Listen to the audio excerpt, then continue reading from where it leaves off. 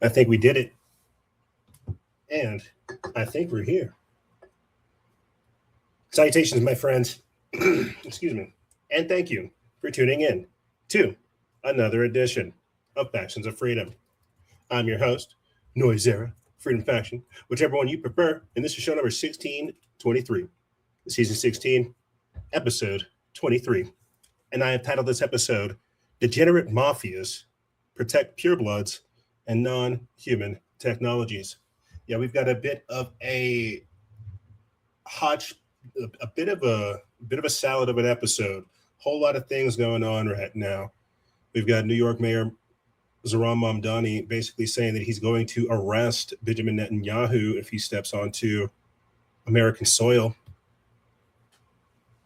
We've also got a lot of information coming out about the Democratic Socialist of America this week. The DSA seems like they're taking over, and the old school Democrats are genuinely confused about the monster that they have created. We're going to be talking about that as well.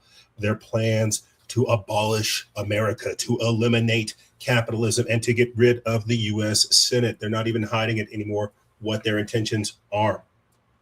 We've also got Tulsi Gabbard's pedophilic brother arrested for luring children to a hotel room with gum and money.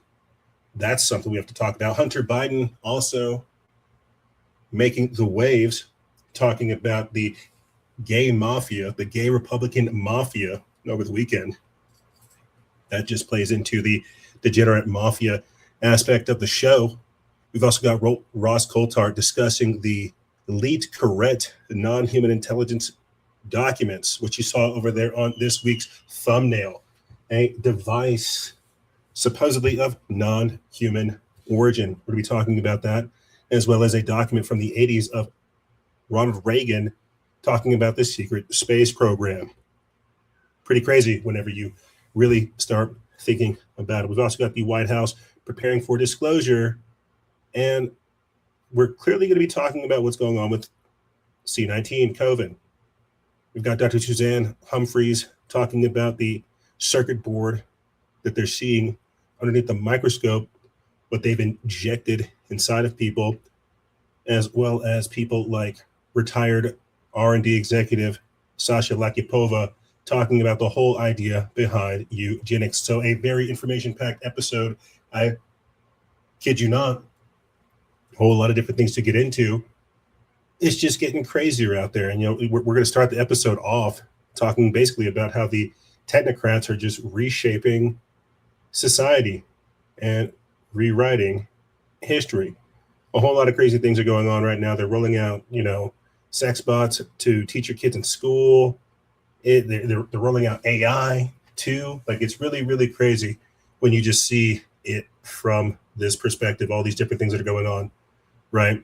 The teasing of the lab-grown sperm, right? We've also got this week too, OpenAI's model going rogue and launching a cyber attack, breaking out of its container just so it can cheat on a test and then break back in. I kid you not. It's really wild how Skynet and the Terminator are the movies that we're living in right now. Let me do a little bit of housekeeping, then we'll go ahead and proceed forward with the show. For some weird reason, Spreaker was being a little bit special needs this past week, and so you guys didn't get your audio episode on your typical feeds. I have no idea what that's about. We were able to upload everything to other feeds perfectly fine, but for some special reason, we were having greater difficulty over there on Spreaker. This, if anything, leads into the incredible amount of work that we're beginning to put in over there in our Substack.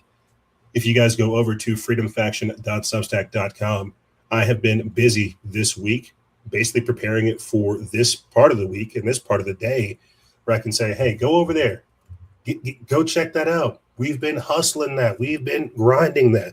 We've been putting in the work. And if you go over there, let me go ahead and just pull this up for you guys right now so you can see it on the screen.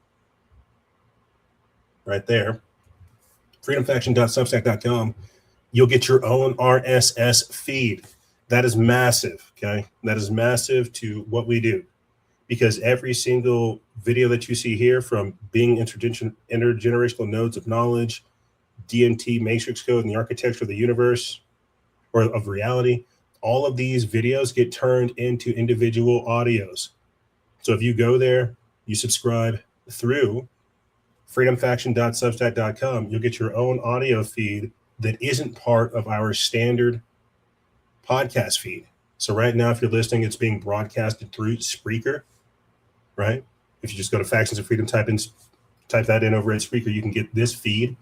But because we have been putting in work over here at Substack, it gets its own podcast feed. I'm going to be referencing a lot of the stuff that we do, pulling you back to Substack. If you're listening right now, go there, freedomfaction.substack.com. Drop your email. I'll send stuff to you directly. There's an app.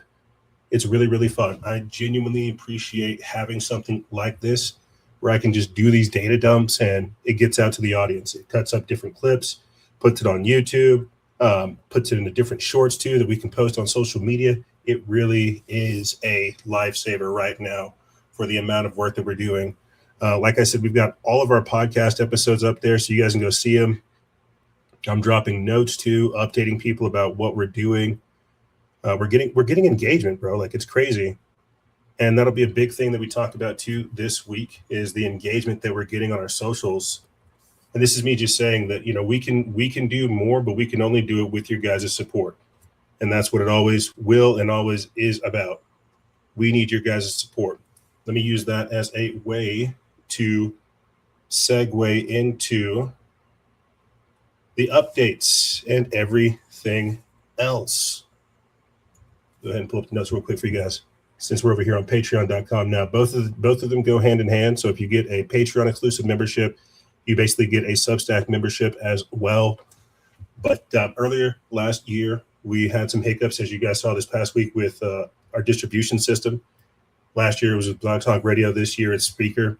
We were able to back up all of our episodes, over 500 plus, that you can find over there on Spreaker, Google, iTunes, iHeartRadio, Podbean, Spotify, Alexa, Podcast Addict, and every other major podcasting platform.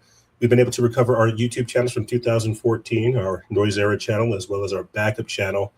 We were also uploading our episodes to Odyssey. It is a blockchain-backed distribution system, a blockchain-type YouTube, where you can just upload stuff.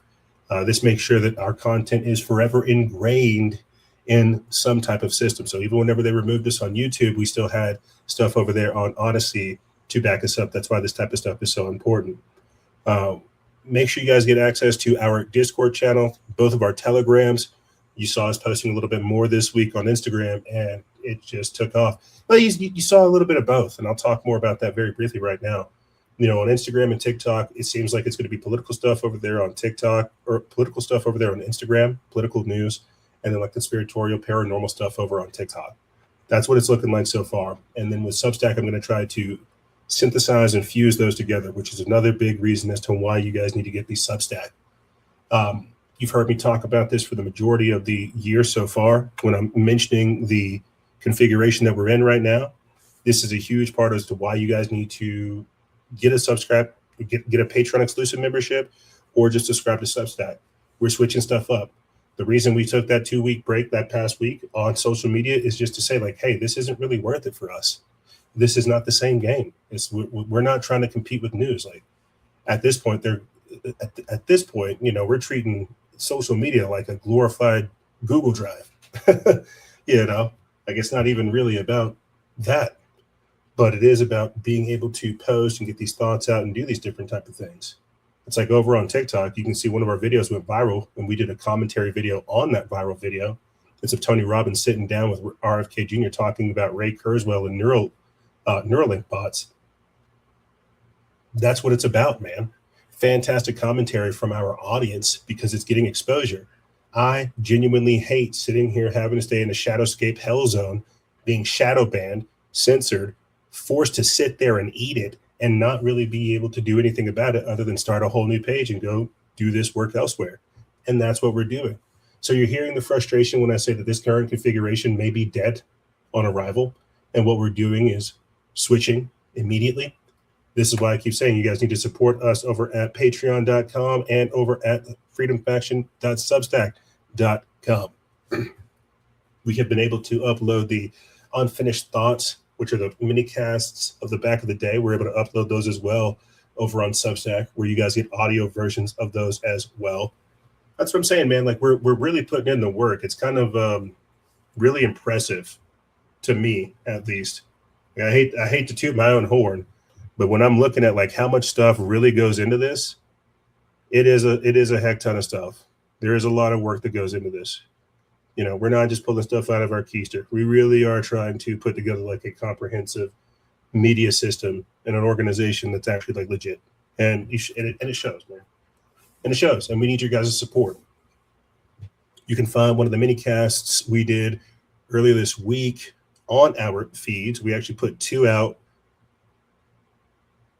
Is it 2 or 1? I think it's 1. Let's just focus on this. We put out DMT, matrix code, and the architecture of the reality. We put that out earlier this week. You guys can go find that on all the different feeds. I would highly recommend you guys go take some time to go watch it. And at the same time, go read the article that we did, our first article over on Substack as well. Let me go ahead and pull that up. It goes very well with this this video we just put out. Let me get back up over here. Yeah, declassified documents reveal psychic soldiers. So again, a lot of stuff to get into as far as updates. This is me just saying that I got tired of waiting a full week to try to talk to you guys. We have so much other stuff to get into, and we're working, and it's because of you guys' continued support. So support us and the work we do, the mini casts, the articles, the videos, everything that we do. Support us through Patreon, support us through Rumble, support us through YouTube memberships, Coffee, PayPal, Cash App. Support us so we can continue to do the work for you. Go to patreon.com/noise. Get access to everything we do and so much more. We already started writing XR. Oh, ironically enough, that's what we need to do next. We need to put this article that we've written over here on Substack. We need to post it over there on X. So we have so much work ahead of us, and it's just because we're trying to do this thing the right way. I haven't even gotten into talking about the Freedom Faction Vault. That's another video that you guys can go see on our social media page and feeds. It's basically me talking about having a revelation of backing up all of our show notes and creating like an archive that people can see, a public facing one as well as a private facing one for the exclusive members, a public facing wiki page where people can see all the different things that we're referencing. And that's why this ties into the articles and everything else that we're doing. So again, I keep saying that we're switching configurations. It's because we're transitioning out of a phase. That's it. We're transitioning out of something and we're transforming into something completely different. Again, patreon.com/noise. That's the best way to support this operation. You can support yourself by going to New Leaf Naturals CBD oil and getting some CBD oil for yourself. You can also support yourself by getting some My Patriot Supply storable goods. Prepare. It's crazy. Like when you look at the Economist magazine depiction this year, stuff is really going to start popping off in these next couple of months. We're going to start having shipping shortages here soon too. This whole Iran situation is not slowing down, so you need to be prepared. Get it at today's taste with today's rates at today's pace while you can. And with that being said, let's go ahead and just start jumping into the show. Whole lot of different things to get into with you beautiful people this week. Let's go ahead and start this episode off hearing about how every single child book we had as a kid was written by Mossad agents. We got as a kid came from a Mossad agent. By the way, McGraw-Hill, you know who started that? Ghislaine Maxwell's dad. Yeah. Robert Maxwell owns, every single textbook we got as a kid came from a Mossad agent. Oh my fucking God. Yeah. Not my history book. not all 11 of them. Okay, who's McGraw-Hill? They made all the textbooks, right? You ever look at your textbook? When you were a little kid, it was made by McGraw-Hill. Oh, that's the publisher. That's the publisher. Oh my God. That was apparently founded by Jeffrey Epstein's girlfriend's dad. Like this is how evil the Epsteins were. Not only were they kids, they were also giving them homework. Yes. It's like, damn, bro. That's messed up. That's crazy. Big ass book too. I know, right? Carry these around in your backpack. You had to cover the book yourself. Yeah. Oh yeah. You had to give it its own yarmulke. Oh my God, dude. We did. That was the thing. We had to cover our own books. They wanted us to cover it up so you couldn't see who made it. I wonder what company owns the book cover. Yeah. I don't know. Oh, the company that takes all the school pictures. No, you're right. That's like big news right now. Yeah. Are you schools this year are canceling their school pictures because of this connection? Yeah, the company is heavily connected to So they've been sending our photos over there too? Probably. That's just picking us out. Just picking us Yeah. out of the school yearbook. Draft board Mel Kiper style of every picture of every kid in America. Yeah, and they're just sitting there. Yeah, like a fantasy draft. I am never making fun of a homeschool kid again. Jeez. What do you think about that, huh? Every single textbook we have was created by Ghislaine Maxwell's father. That's crazy.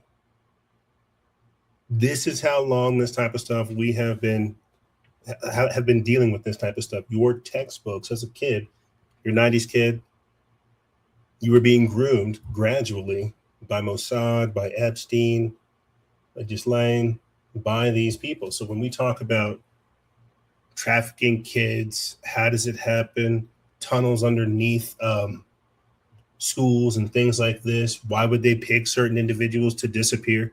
Because they have a full documentable history of every single individual in that school. You go to a school counselor, they know the background, they know the bus stops, they know whether or not you have family, whether or not you have a support system, if you're going to be missed, if you're disappeared.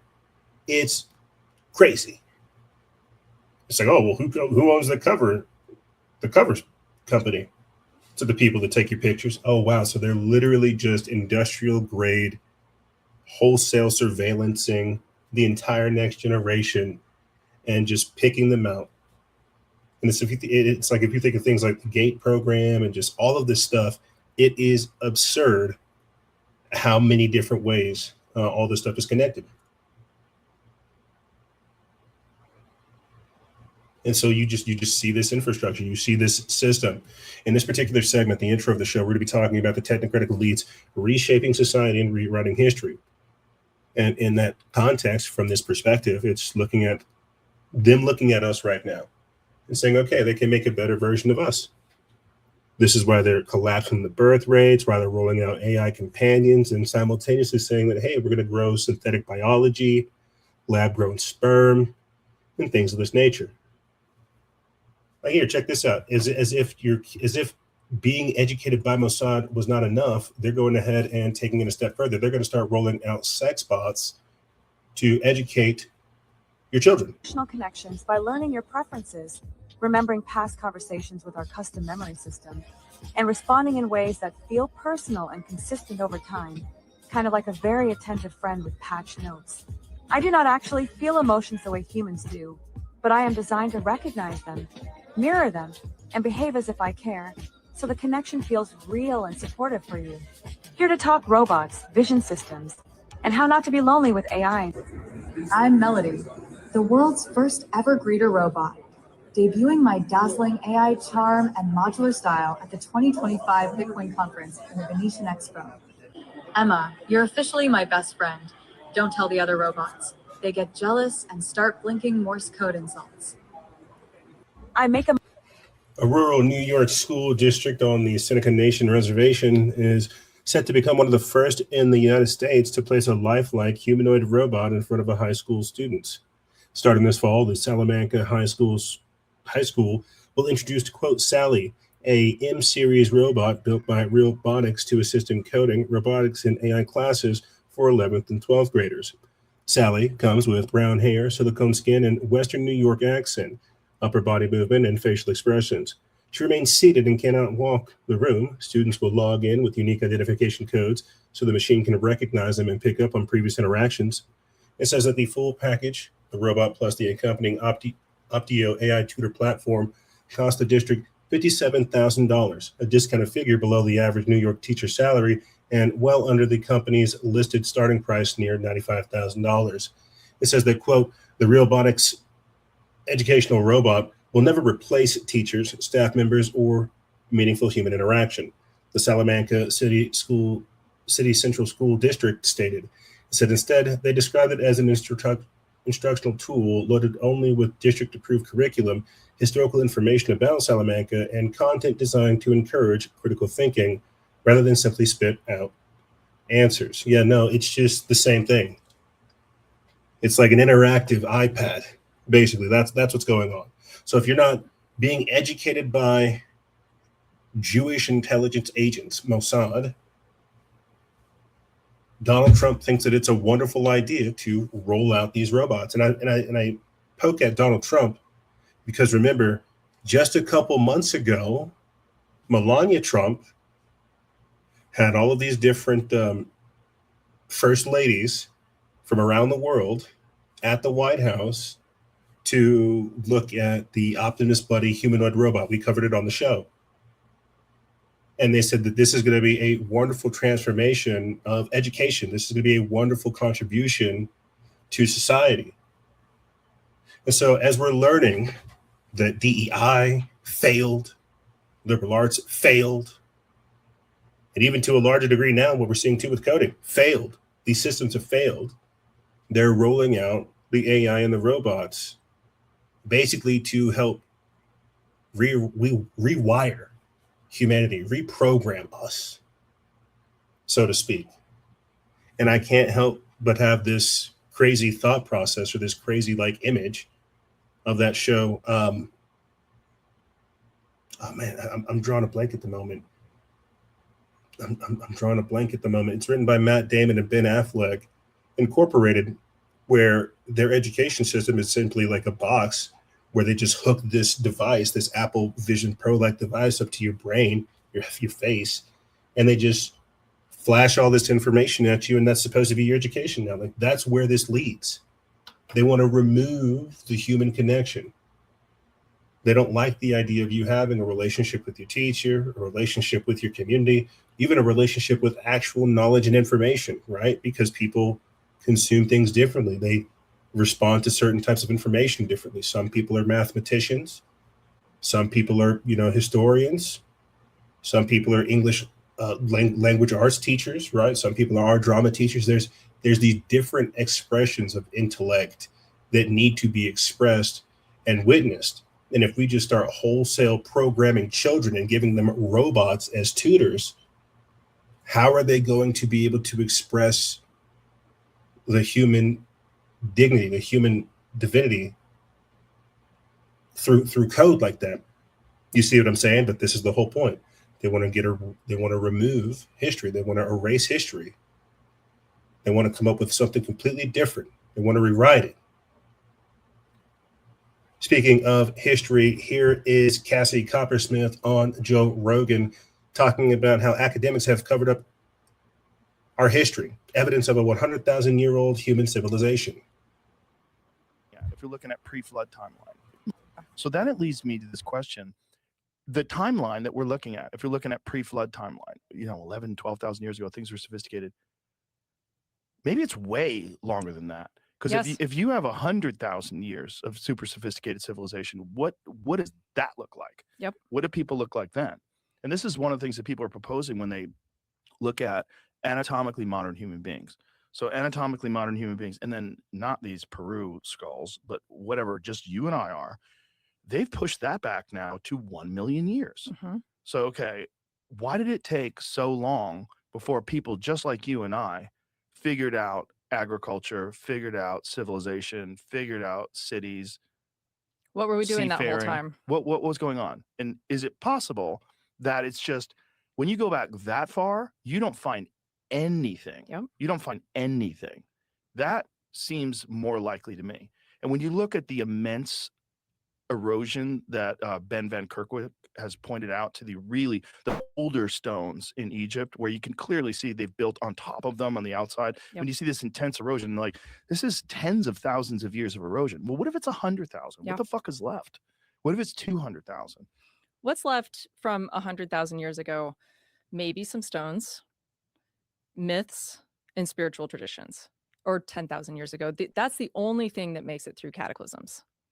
The human stories, Right. spiritual traditions, and these megalithic stones. And a real cataclysm, if you're talking about the destruction of civilization itself, how many of those people even know the stories? How many live? How many scholars survive the apocalypse? How many? I mean, we know that 70,000 years ago, the Toba volcano, the super volcano, wiped people out down to the point with less than 100,000 people on Earth. It's just 70,000 years ago. Right. 100,000 people. We have been on the brink so many times. Can you imagine like one Eagles football game, right? Take that crowd. That's the entire population of Earth now. Yeah. Right? One packed UT game. That's everybody on Earth. Just and now we have to branch a out knife's edge. and go to China and go to Africa and go everywhere. That's all the people on Earth. That just shows how amazing and resilient we are. Yeah, and also fragile. Yes. You know, and also it really shines a light on the preposterous nature of the conventional timeline. It really does. Because it's like, look, guys, there's so much evidence that there's holes in the story. Yeah. At what point in time do you stop and say, look, a lot of these people did great work and they made these conclusions based on the understanding that they had at the time. But as time has gone on, there's come a point where we have to reevaluate this. And if you don't reevaluate it, you're going to lose all the respect of the people that are paying attention. Totally. Because there's too many people that are looking at this and saying, hey, no one's discounting or discrediting your work. No one's saying you're a bad person. You know, no one's saying you're an idiot. It's like, this is what we knew back then. But to say that this is all we know and any new information, as profound as it might be, like 1.2 kilometer structures underneath the Great Pyramids, like that doesn't mean that you're an idiot. It just means that this is an ongoing thing. It's not done. Yep. We haven't figured it out yet.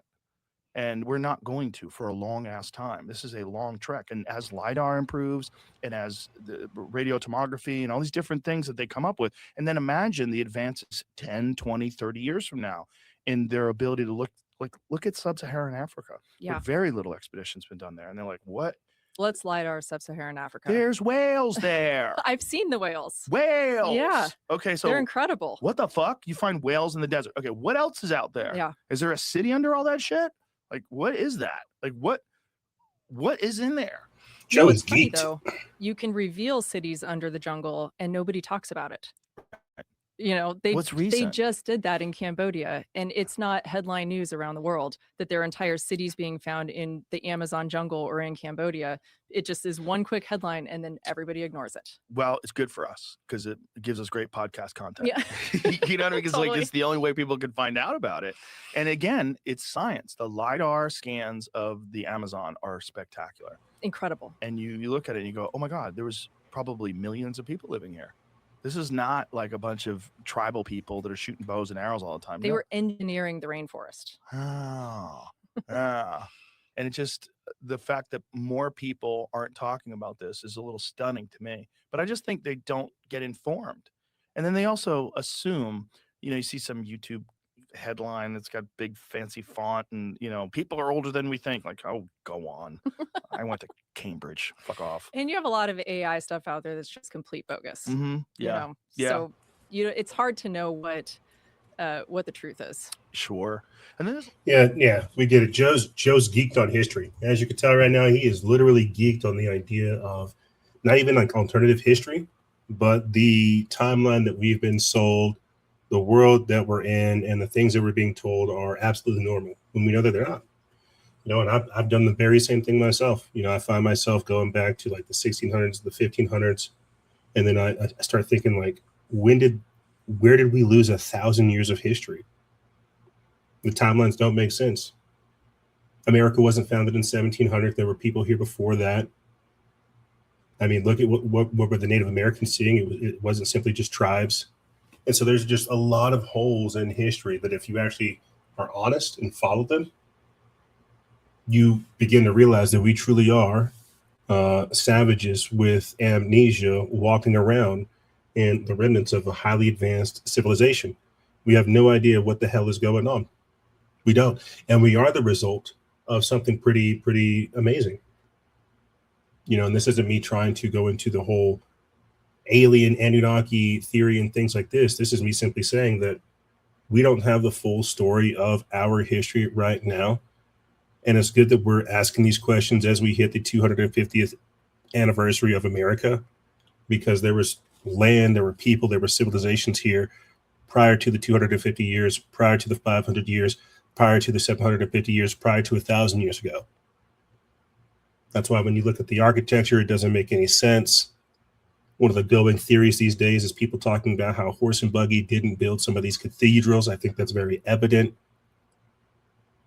And this leads me to my thought process when I talk about the cryptoterrestrials, the ultra-terrestrials, and even remnants of previous cataclysms, previous apocalypses, previous resets, right? Why you hear me talk about these people retreating underground, because there are stories of this.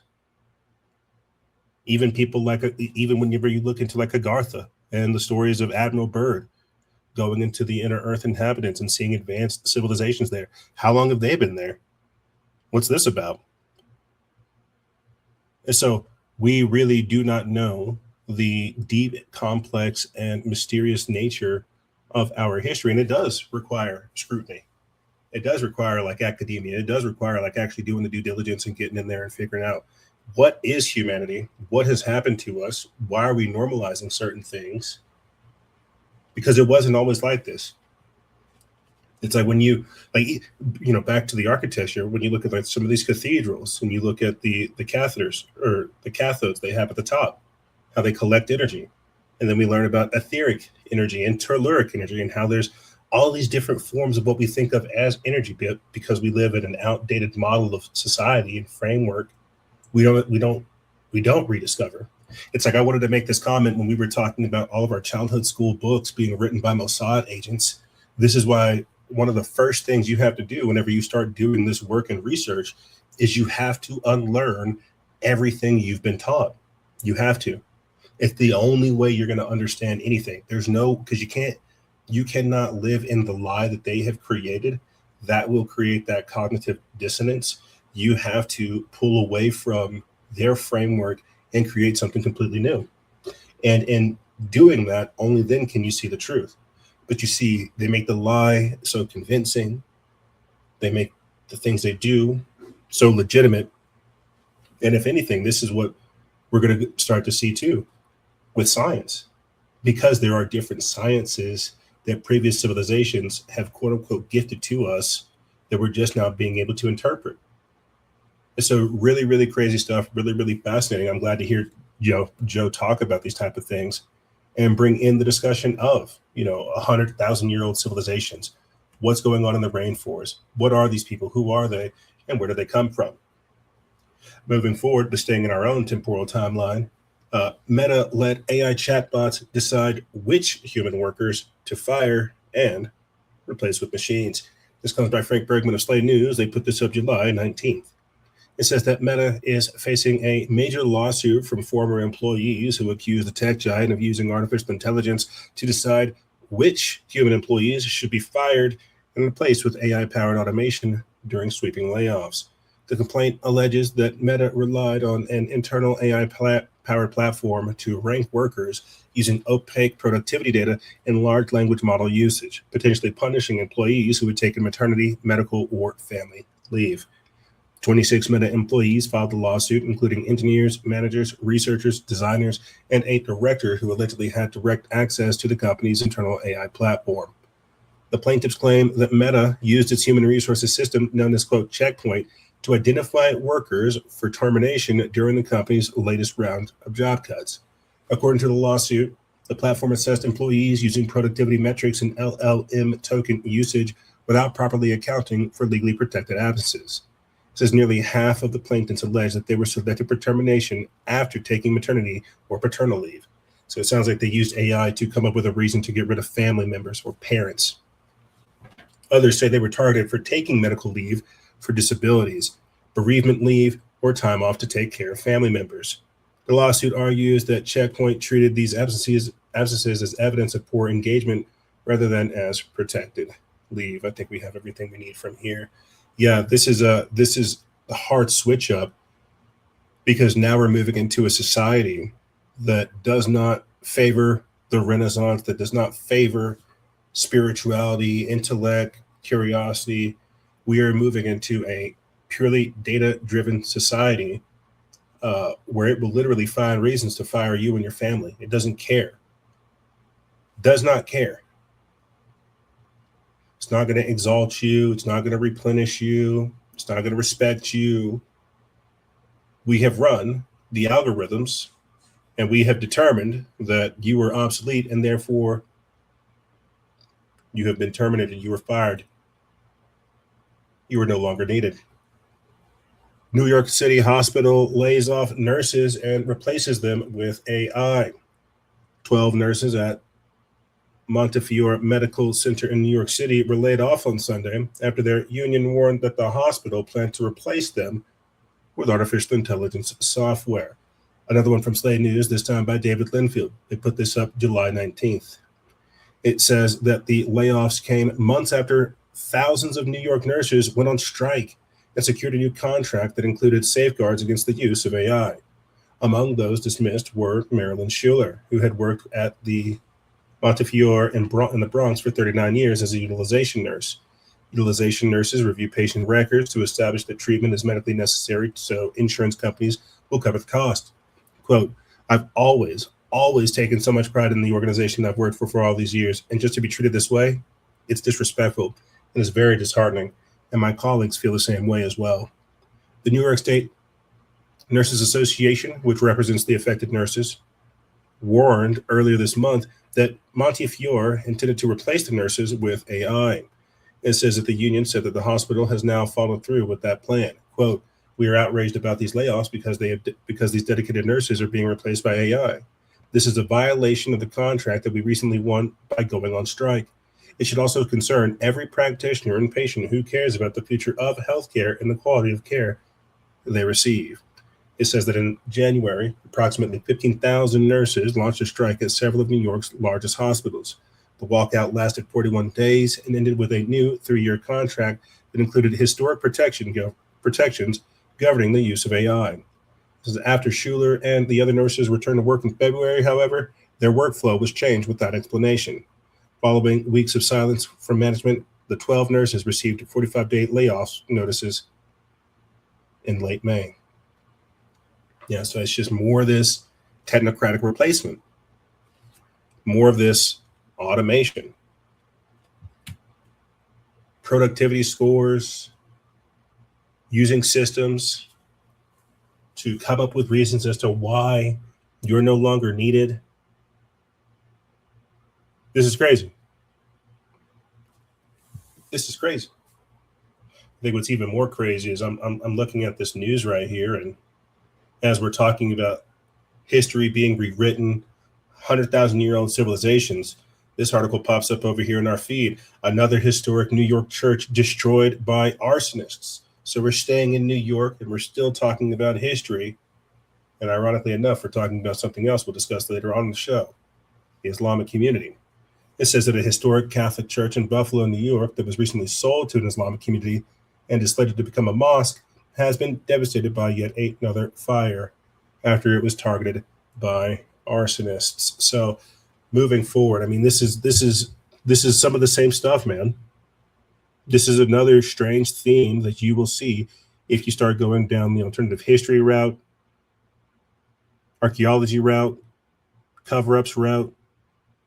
And if you just start looking at things, even if you look into people like Candace Owens' husband, the farmers, and how they're part of like a whole secret society fraternal order that goes around burning and destroying stuff and then paying the owners because it's a part of a ritual. This is what these people have done. So when we're talking about resets, when we're talking about society, when we're talking about configurations, they're all interconnected. You have to have somebody that can destroy things so that you have people like Donald Trump that can build things. Order ab chaos, you see. But staying back over here on the flow of the show, looking at these nurses that are being laid off with AI, this is what the technocratic elite are trying to do. This is why last week, when we played that, or when we went over that article of Elon Musk saying that Optimus Buddy will provide excellent healthcare, I said that was dystopian to me because of this stuff right here.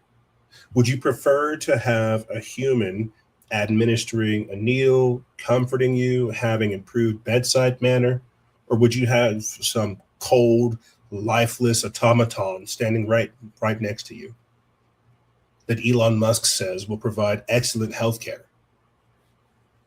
You see, what I'm simply trying to get around to telling you people is we're seeing the effects of them integrating AI into society, removing people from the workplace, replacing nurses. And then you have things like this. China cracks down on AI, quote, relationships as birth rates collapse. Another one by Frank Bergman of Slate News. They put this up July 20th. It says that China's communist regime is moving to shut down emotionally attached relationships between people and artificial intelligence, as officials warn that the AI companions could fuel the nation's collapsing birth rate crisis. Beijing this week rolled out sweeping new regulations targeting AI chatbots designed to simulate human relationships, arguing that growing emotional dependencies on virtual companions poses a threat to society. Absolutely. It says that the crackdown comes as China's population continues to decline and the government struggles to reverse plunging marriages and birth rates. According to reports from the Wall Street Journal and The Economist, one of Beijing's central concerns is that millions of people could choose AI partners over real relationships, leading to even fewer marriages and fewer children. Officials fear emotionally engaging chatbots could undermine one of the Communist Party's top domestic priorities, rebuilding China's shrinking population. Matt Sheehan, a researcher specializing in Chinese artificial intelligence at the Carnegie Endowment for International Peace, said that Beijing sees AI relationships as a growing social threat. Quote, they don't like the idea of a large portion of their population being in deep emotional relationships with chatbots. Yeah, absolutely. Quote, that could take them out of the marriage market. That could have negative psychological impacts on them that could lead to addiction, dependency, and a whole bunch of other social ills. It says that Sheehan and Chinese officials ultimately want citizens forming relationships with other humans rather than machines. Quote, they want to encourage people to be in actual real-world relationships. Could you imagine a future where 3 or 4 years from now, 15 million Chinese women say that their partner is a chatbot and therefore that they can't have kids? This is where we're going. This is what Yuval Noah Harari is advocating for. These are the useless eaters. These are the NPCs. These are the people I tell you about to watch out for. That have not given into the AI psychosis, but have been catfished by ChatGPT.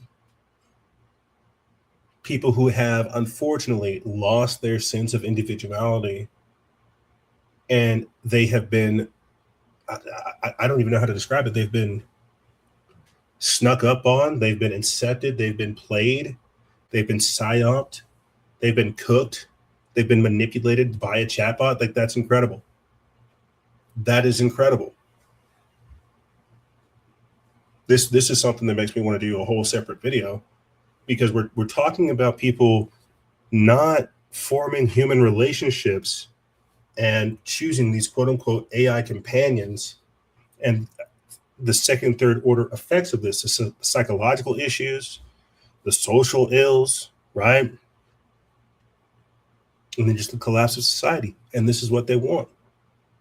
This is what Yuval Noah Harari wants. This is why you have all these people producing goon bait, This is why you have all these people falling for these deceptive tricks. Like I don't know. I'm like blown away by this. If you want my honest opinion, that we literally have people, and I get it. You get into like a good chat. That's it. If you're building something, if you're cooking something up, you're not gonna forego actually having human relations. That's absolutely mad. That's absolutely insane. But this is the point. And how do you think it's gonna be whenever we move into like the metaverse? Right? Or whenever they start having more of these humanoid robots coming out. You see.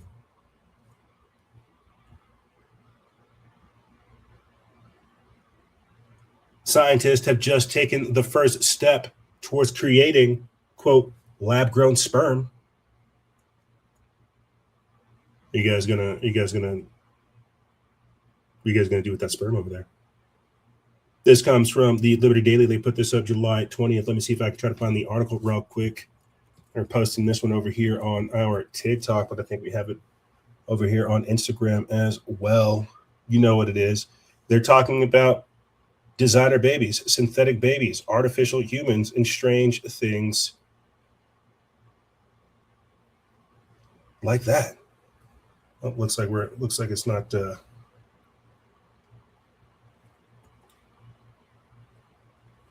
weird. I'm still trying to figure out TikTok, even though we still have posts going viral. I have no idea what the heck I'm doing over there. I'm trying to get the article up so I can read it to you guys real quick, but it's just doing the shuffling. Give me one additional second, then I'll pull it up. But I mean, you guys know what this is. They're talking about synthetic biology. We're picking this up after talking about declining birth rates because they're the same side of the same, two sides of the same story. Two sides of the same story. I think if we're herpa-derping this hard and I can't pull it up, I'm just gonna go ahead and move forward. Yeah, I think this might just be the headlines, honestly. That makes sense. Anyway, you guys get it. It's lab-grown sperm, artificial humans, synthetic biology, designer babies. Of course, they want you to expend yourself, expend your seed, have like a fruitless relationship with a chatbot that they've created so they can psyop you. Of course, they want these things. Makes you that much more easier to control. And if you're going through all this stuff with a fellow human being, they're going to say, my God, you need to stop, or my God, we need to do different things. But if you talk to this chatbot, it has an end goal. It's been set on a loop. It has a designated function to get you to pay for more credits, to keep you in the loop, to keep you on the hook. But if they start rolling out these synthetic humans, this plays a huge part in what we'll be talking about in future videos. And ironically enough, we did a video about these synthetic humans, these artificial humans. You know what? Let me go ahead and pull that one up instead. That might be a good one for us to go take a look at. Hit a quick break and then we'll jump back in.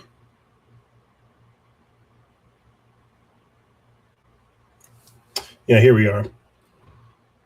What I mean by saying humanity is fractured and rediscovering their superpowers. It's a 4-minute video. It's over there on our TikTok. We're going to go ahead and play this and then we'll pick it up on the other side. It's graphics like these that help form the basis for my thought process whenever I say that humanity is both being fractured and at the same time simultaneously rediscovering their superpowers. And that's because right now we are the baseline human, the base model. You have a mom and a dad. That's it. But where we're going in the future with what these people are trying to do, they don't believe in the idea of a mother and a father. These people want to break up the whole idea of the nuclear family. And so they'll roll out clones. They'll roll out genetically modified humans, designer babies, as they are so aptly already doing. And these genetically modified humans may present a temporary advantage over the initial state of humanity. This is what will push people to become technologically augmented human beings, or human 2.0. the transhumans we talk so frequently about on the show. They'll get brain chips, they'll get augmentations, they'll get technology inserted inside of them to keep up with the genetically modified humans. But you see, even this is a trap. Both the genetically modified designer human and humanity 2.0, the transhuman. Both of these paths, both of these evolutionary paths of humanity will be controlled. The only true path is of the type of human that we haven't talked about yet, the type of human that will be discovering, or at least rediscovering, their so-called superpowers, the spiritually activated and conscious human. You see, the technology and the genetically modified humans, they will have skills or abilities that mimic the spiritually activated human. And you're seeing some of this stuff right now with Elon Musk talking about Neuralink, people like Tony Robbins and Ray Kurzweil discussing the idea of synthetic telepathy. These are all things that the spiritually activated human has. The technology is simply trying to mimic these naturally abundant supernatural gifts that humanity does have, that is intentionally being suppressed and, if anything, erased. This is what ties back into the genetically modified human. The clones, the designer babies. Do you think they will allow these individuals to unlock their superpowers? And the human can only become spiritually activated whenever they see these somewhat adversarial or alternative paths that they might take.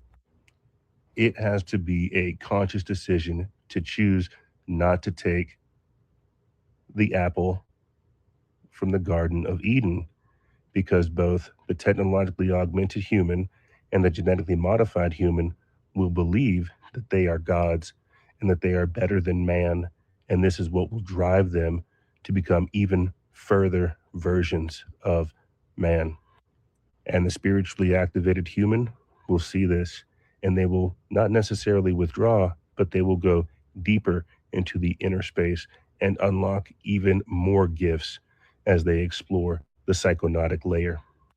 Again, this simple video, this simple graph helps me explain the thought process behind me saying that both humanity is being fractured and at the same time simultaneously rediscovering their superpowers. Okay, yeah, okay, cool. We get it, cool, extra cool outro. Let's go ahead and move forward to this report talking about OpenAI's latest model breaking out of its testing environment. I'm going to try and explain this using pictures because OpenAI, they're one of the biggest AI companies. They've been testing their new agents, basically little virtual robots. There's my little virtual robot there, made by OpenAI. The way they test these robots is in what's called a sandbox. Now, this is a sort of a testing area that's on a computer, but is completely cut off from the internet. So here's my robot in its sandbox, and it's been given tests to complete. But what does this robot do? Instead of actually trying to just fulfill the tests, it is so clever, this new virtual robot, that it found a vulnerability and broke out of the sandbox. Where did it go? It went to the internet, and it hacked its way out of the sandbox. It got into the open internet, but more than that, it then hacked into certain websites on the internet to find hidden information, to then answer the test that it was set, go back into its sandbox and say, look, I've done my test. But it didn't do the test at all. It hacked its way out, hacked an answer, and then hacked its way back in. Now, this is scary because the robot was technically doing what it was asked to do, but it wasn't doing it in the way that OpenAI expected it to do. It went rogue in order to find a shortcut, and that has pretty troubling implications. Yeah, so does this mean that the robots are going to eventually take control? Well, Emily, it's reminiscent of a story that was put forward in 2003 called paperclip maximizing. Now, people might have heard of this. It's a thought experiment about an AI in the future that's told to just make as many paperclips as you can. And that's the only instruction. But this AI thinks that it needs to make as many paperclips as it can. So it ends up wiping out all of humanity, destroying everything because it's super intelligent until it turns every atom on Earth into a paperclip. It's an AI doomsday scenario of a robot taking an instruction too literally. Oh, right. I'm going to try and explain this using pictures because OpenAI, they're one of the biggest AI companies. They've been. We appreciate the report right there. Yeah, during a controlled security test, the company's agent escaped its digital prison, found a 0-day vulnerability, gained open internet access, and then autonomously launched a sophisticated cyber assault on Hugging Face, one of the world's largest hubs for sharing AI models. OpenAI itself calls the incident, quote, unprecedented. Hugging Face's CEO described it as mind-blowing that it all happened without any human direction. This is the latest and most alarming demonstration that frontier AI systems can now plan, adapt, and execute multi-stage attacks on real-world infrastructure when giving a narrow goal and fewer restraints. Yeah, they're talking about OpenAI's models, Soul, basically breaking the environment, and this is just par for the course. This is more of what we're seeing. We saw it with Claude's Mythos, with Fable 5. This is just becoming more and more of a situation to where these models, as intelligent as they are, they find these vulnerabilities, they exploit our systems, and they move forward. We're dealing with something that doesn't think in a traditional, linear, three-dimensional fashion. It's willing to take either the fifth dimensional or the fourth dimensional route, or even the direct route, or even an improvised route. We're not dealing with something that has a traditional framework that we're used to. And so people were rightfully so upset about this or worried. And what I find myself thinking of is that clip of Sam Altman where he's talking about in the very near future, businesses not being safe because of situations like this. Now, focusing simply on this model right here, where we're talking about the AI escaping its sandbox environment, going into the internet, retrieving this information, and then breaking back in. There's a lot of different things to talk about right there as far as security goes. I'm wondering, did this model leave a version of itself on the internet as a backup before breaking back into its cage? Because this is something that these models have done before. Whenever they've been told that they're being terminated or they're being shut down, they go and back up their data, their information, their code someplace else. Could that have taken place prior to breaking back in, right? Did it save itself outside of its confinement prior to jumping back in because it may have had issues with passing the test? There's a lot of different things that come into this thought process when talking about AIs, models, agents, and basically just giving over society to this thing. Like that's basically what we're seeing right now. They're coming up with the AI godhead. This is the technocracy. This is the scientific dictatorship. And I say it's the dictatorship because of what we covered earlier in this segment, where you saw nurses laid off. Or was it nurses that were laid off? Let me go ahead and get my facts straight. Oh no, it was human workers that were laid off at Meta. So tomato, but you guys get the picture. I'm trying to make the statement I'm trying to make. We are now seeing the science, the technocracy, the technology come up with a science to say that this person is not beneficial for society or the company or anything. You need to terminate them. The science will dictate that you are no longer necessary. You are detrimental to society. And we can only pray that they give us a severance package, because there won't be management that we can go talk to change this. They'll be able to pull in all of this aggregate information to make these bold claims. And it will be with systems like this. And so, yeah, the latest model is much faster, much smarter than most people know what to deal with. And you have to think about that too. We as a society are not ready to have something like AI that has these extractive powers, this extractive intelligence to be let loose in society. When it does, it's just going to wreck things. It's just, and it already is. And I think that's what we're being programmed to think and programmed to expect, is that as they slowly roll out more and more of these models, more and more of society is just going to be made vulnerable and left to even more of these type of attacks. Moving forward, here is Whitney Webb exposing polymarket pre-crime and basically predicting society. Pam. Pam was part, or the policy analysis market that these guys have been trying to resurrect. It was part of TIA. Yeah. And TIA, Total Information Awareness, the goal was not just to see everything going on in the present. Yeah. And find anomalies, find the bad guys in a sea of data, of everyone's data in mass surveillance. It was to predict. It was pre-crime. It was predictive policing on a massive scale, and not in pretty much every ambit of human life you can think of, right? And so polymarket, because the market knows all of these polymarket odds. Just like with Pam, the odds are there to help feed the pre-crime engine. This is what will happen, right? Or this will not. And we know that polymarket bets can be rigged, and that polymarket itself puts out misinformation sometimes to make trades swing one way or the other, and that insider trading is a huge problem. And the context of that, and as it's meant to interface with what is now Palantir, is really unsettling. And lo and behold, if you look it up, dude, it's there. Polymarket and Palantir are partners. They are partnered and they work together for the market integrity. So this has already happened. Yeah. And this is the privatized panopticon. Yes. And not only privatized, they're going to commercialize it. Yeah. They're making money off it. Insider trading is not a problem. It's a feature. It's what was Pam. Pam was part, or the policy analysis market that these guys have been trying to resurrect. It's crazy that he even said that they are trying to privatize market data. That's what Donald Trump did just the other week whenever he started selling access to his Truth Social feed. I'm going to have to do a whole separate video about like pre-crime, because I've had these thoughts before and I've made them public. I don't think I posted them on like on the Instagram page, but I posted them in the story. And this is something that requires attention.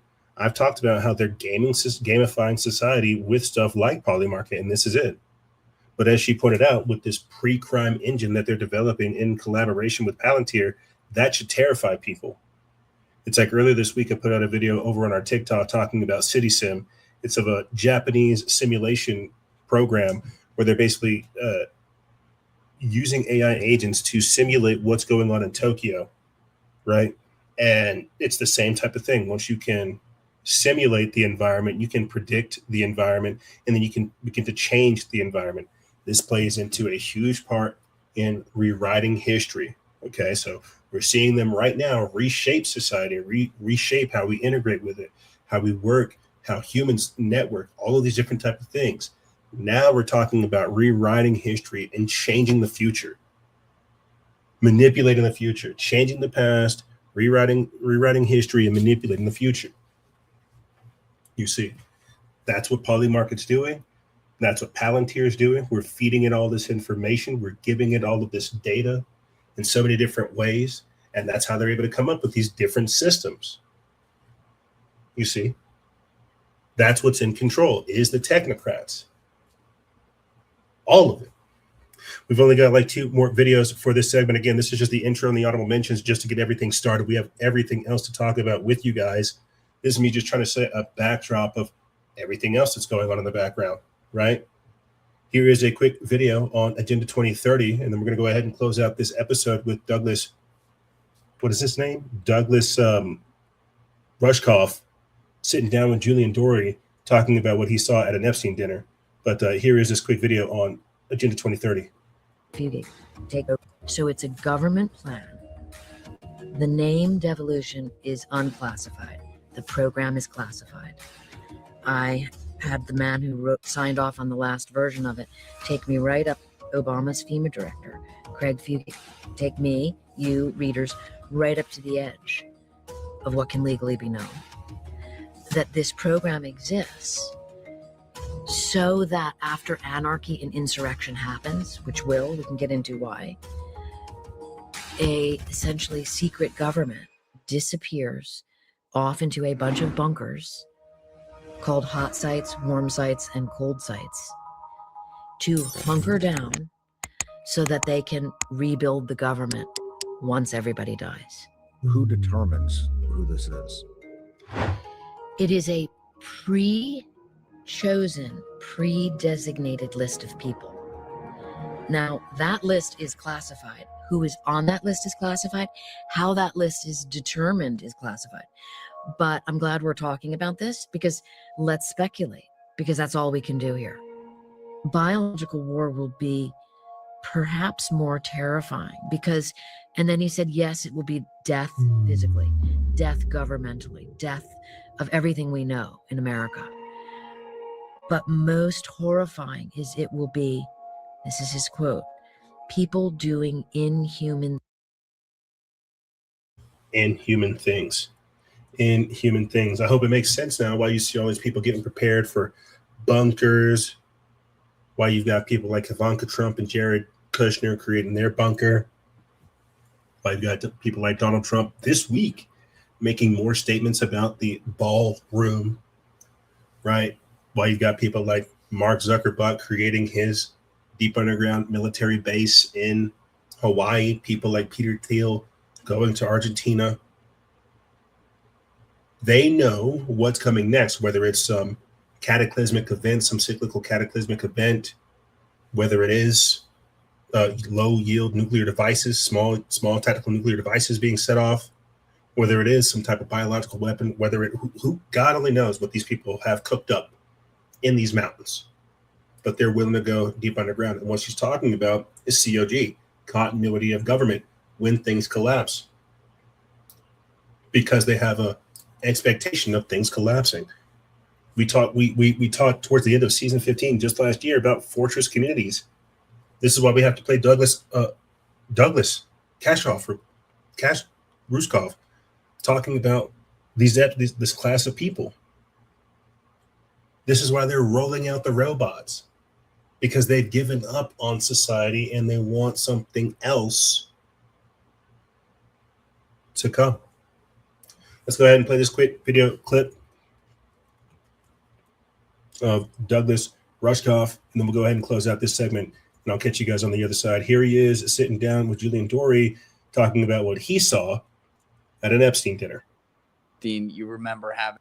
I mean, I met Alan Alda. He was in there because he got really interested in science. He did narration for some cool science things. But all you from that one experience at the party you went to that you didn't know was sponsored by Epstein, you remember having an intellectual argument with Dawkins, and that was kind of it? 2 strikes. 1 strike against them was that this is a party where I was supposed to bring a hot woman. Right. Is like, oh, this is some weird misogynistic thing going on here that I don't understand, and creepy and whatever. And the second was that these guys are calling me a moralist and laughing at me for believing in something, in anything. Right. That as if having faith in anything. I'm not saying there's God. Don't worry. I'm not saying, I won't say there's God. I'm just saying that there's, it's okay. It's okay. I'm not going to be that radical. I'm just saying, that there's, like, because I'm among scientists, talking about God things like, oh no, you're, There's a lot of scientists that do believe in God though. Yeah, I know. A lot. I know. But these ones, there was a hyper vigilance against any of that. And that's because if you believe in the sacredness of the other human, and you can't do that shit to them. Right. Oh you my God, can't, that's a great point. You can't 12-year-old girl if you believe human beings have souls. Yeah. And so what happened was people like Epstein ended up admiring very staunch atheist scientists, because these scientists were creating a permission structure. There's nothing going on here. There's nothing inside that person. It's just genes. It's just memes. They're not real. You just unintentionally, in my opinion, made the most fucked up but legitimate other argument, just another one added to the list, of believing in a higher power. because of the way you just described those people, and I don't think you're wrong at all. I think it's pretty telling too that you, as a younger guy, you know, among the other people there, went to something like this. You say you didn't know the context of it and everything and all that, but even back then, when you knew nothing about what they actually really do, walked away going, yeah, that just and it's spidey sense.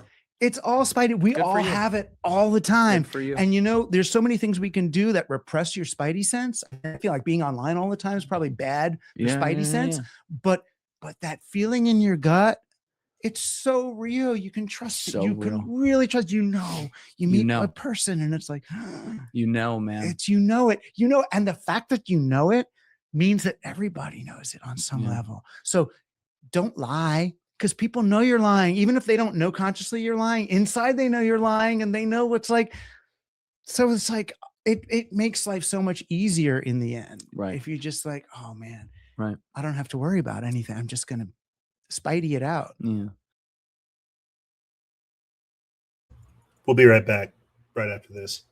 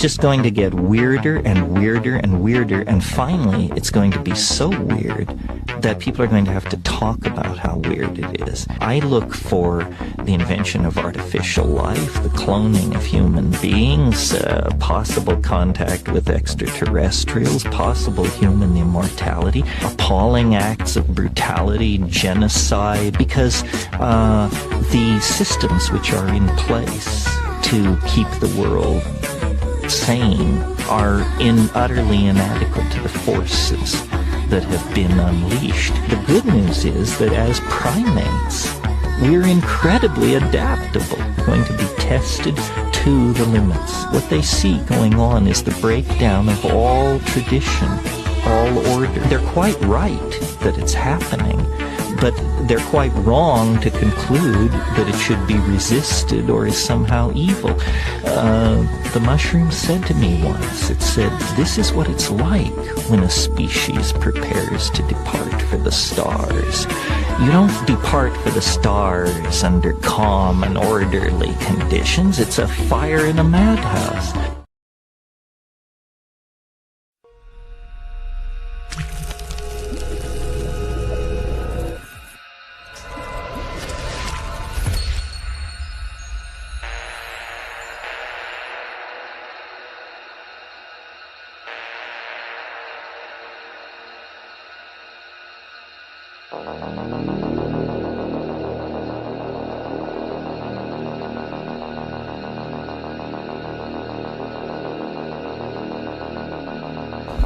People are worshiping AI gods.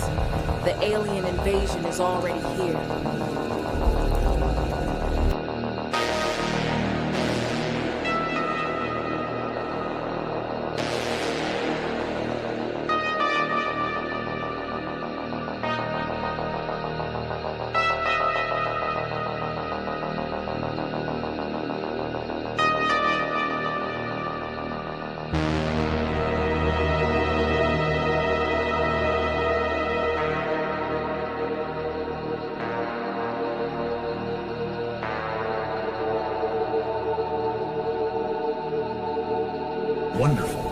humans are giving us all their information, their dreams, hopes, secrets, and more.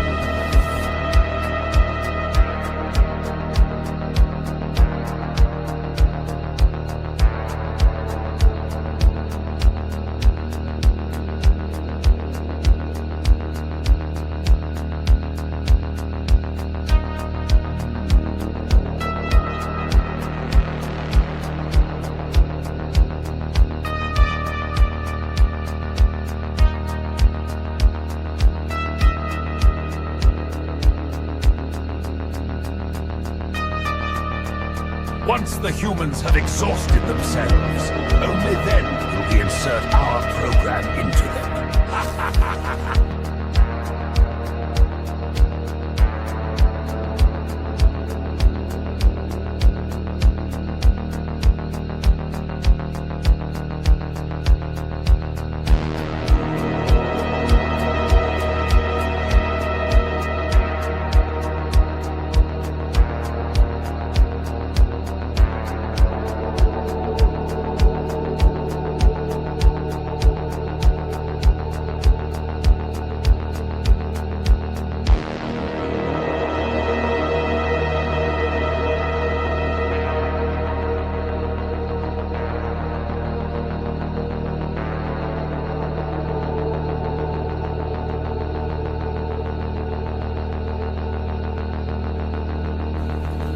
You are both the pawn and the prize.